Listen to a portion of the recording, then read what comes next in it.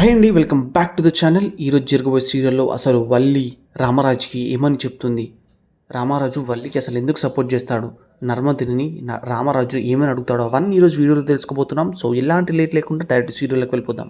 వల్లి అయితే ఇలా అంటూ ఉంటుంది, ఇప్పుడు నిప్పు లేనిదే పొగ రాదన్నట్టు సాగర్ మర్ది గారి మనసులో అలాంటి ఆలోచన లేకపోతే ఆయనంత ధైర్యంగా మీ అబ్బాయిని ఇల్లరికం పంపించమండి అని అడగరు కదండి.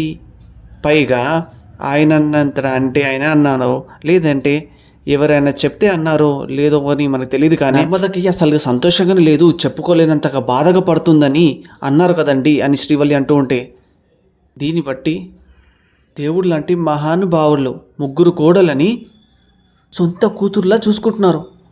మేమందరం ఇక్కడ చాలా సంతోషంగా ఉన్నాం. మరి ఇక్కడ ఏం లోటు చేశారని మావయ్య గారితో వాళ్ళు అలా మాట్లాడారు, ఇవన్నీ బాధపడే విషయాలా కావా అని అంటుంటే, అప్పుడే సాగర్ అయితే వదిన ఇవన్నీ విషయాలు మీరు ఎందుకు మాట్లాడుతున్నారు అని అడుగుతుంటే, ఒక్కసారిగా రామరాజు అయితే వల్లితో సపోర్ట్ చేస్తూ దాంట్లో తప్పేముందిరా అని రామరాజు అంటుంటే ఇంట్లో అందరూ ఒక్కసారిగా షాక్ అయిపోతూ ఉంటారు.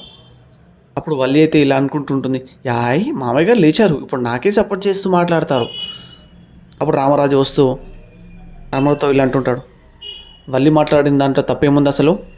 ఇప్పుడు వల్లి అయితే ఇలా అనుకుంటుంటుంది, అమ్మయ్య ఇప్పుడు మామయ్య గారు మంచిగా మాట్లాడతారు, ఇప్పుడు కాసేపట్లో నర్మద అయితే కాసేపట్లో పుట్టింటికి దారేదని వెతుక్కుంటూ వెళ్ళిపోతుంటుంది నర్మద అనుకుంటూ ఉంటుంది. అప్పుడు రామరాజు, ఏమ్మా నర్మద, ఆ రోజు నువ్వు రైస్ మిల్కి వచ్చి నాలో మీ నాన్న ప్రేమను చూసుకుంటానని చెప్పావు, మరి నువ్వు ఇంట్లో బాధపడుతున్నట్టు మాట మీ నాన్న నోటి నుంచి అసలు ఎందుకు వచ్చింది?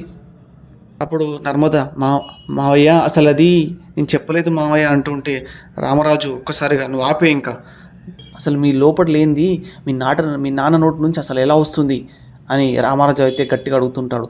If you like this video please do like, share and subscribe to our channel.